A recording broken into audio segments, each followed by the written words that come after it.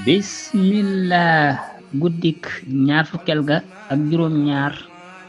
ku ca julli fukki rakaa ak ñaar rakaa bu ci nekk nga jàng ca fatiha benn yoon ak inna anzalnahu fii leet xadri fukki yoon fukki rakaa ak ñaar mooy juróom benni sëlmbal fatiha benn yoon ak inna anzalnahu fii leet xadri fukki yoon julli gii dey ku ko def yàlla dana ko ci bindal tiyaaba ju toll ne limub bi ci àdduna yépp yàlla dana ko bindal tiyaaba ju ne toll